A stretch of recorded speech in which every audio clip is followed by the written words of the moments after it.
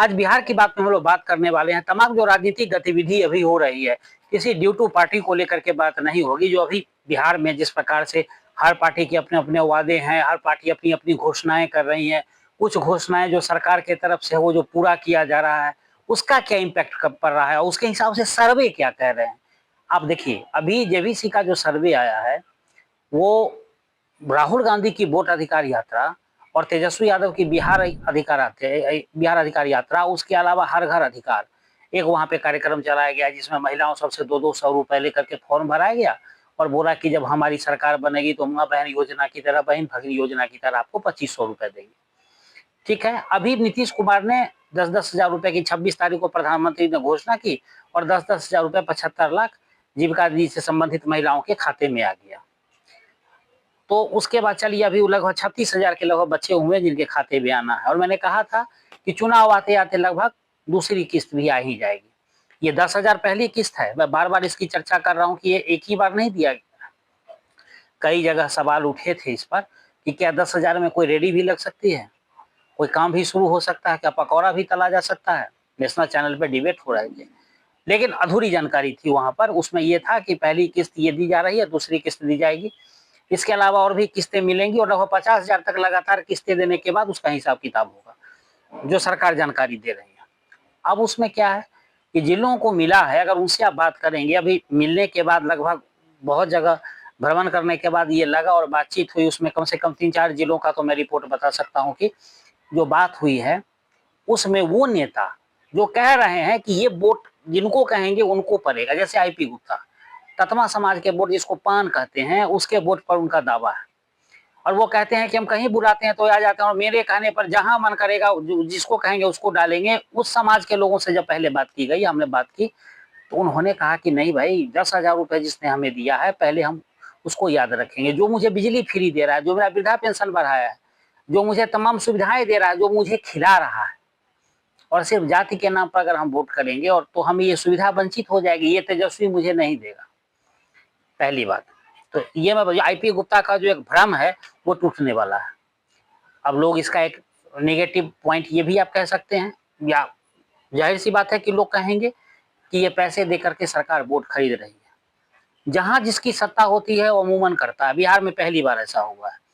झारखंड में जितने भी चैनल थे और जितने भी सर्वे करने वाले थे वो बता रहे थे कि बीजेपी की सरकार बन रही, लेकिन जब चुनाव हुआ तो जो एग्जिट पोल आया तो उसमें कहा गया कि नहीं, बीजेपी की तो सरकार बनेगी नहीं। और हुआ भी ऐसा। वो क्यों हुआ? तो वहां पर जेएमएम के द्वारा, हेमंत सोरेन के द्वारा चलाए गए कार्यक्रम और दिए गए पैसे, उसके कारण ऐसा हुआ। यही कमोबेश स्थिति अभी बिहार में है।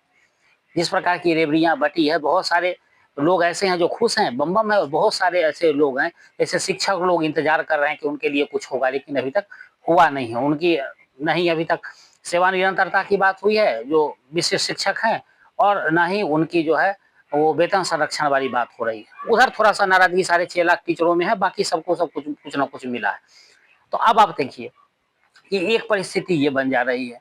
और जो सर्वे आए हैं उसमें कहा गया, जेबीसी के सर्वे में, कि भाई 131 से लगभग 150 सीटें एनडीए को आ रही है। ऐसा क्यों हो रहा है?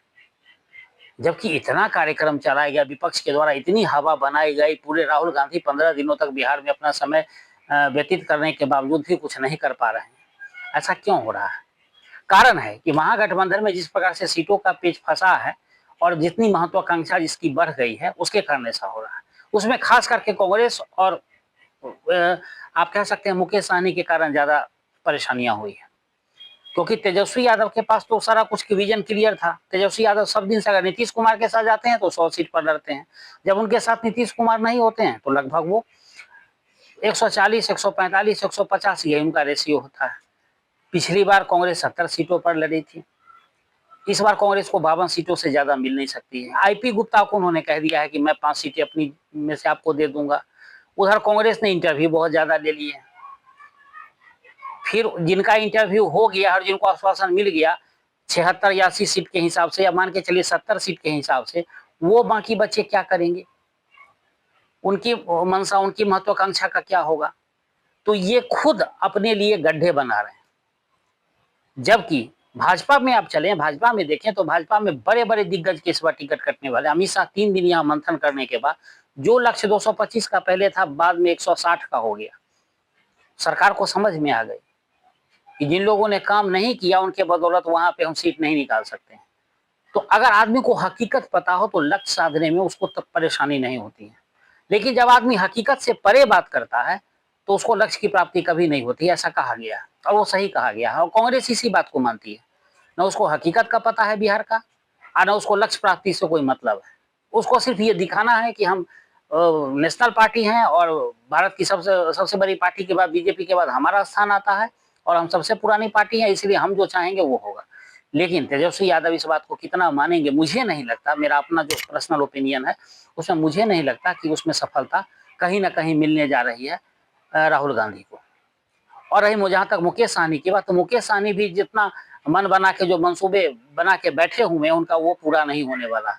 और दूसरी ओर एनडीए में जिस प्रकार से सीटों का बंटवारा का लगभग बातचीत तय हो गया है, उसमें मुकेश सहनी के लिए यहाँ के भी रास्ते बंद हो गए। उनको 8 सीटें मिल रही थी जब 2 दौर की बात उनकी हुई थी और केंद्रीय मंत्री का पद मिल रहा था और भाई के लिए विधान परिषद का जगह, लेकिन वो सब उनके हाथ से चला गया, एक सिर्फ डिप्टी सीएम के सपना में। तो अब उनके लिए भी रास्ते बंद हो गए हैं। तो अब या तो महागठबंधन अपनी तमाम समस्याओं को सुलझा करके कमर कस के चुनाव में आए, तभी एनडीए के मुकाबले में होगी। लेकिन कांटे टक्कर की अभी कहा जा रहा है, लेकिन सर्वे वैसा प्रस्तुत नहीं कर रहे हैं। अब देखते हैं कि चुनाव में आखिर होता है क्या, उसके लिए थोड़ा इंतजार करना होगा।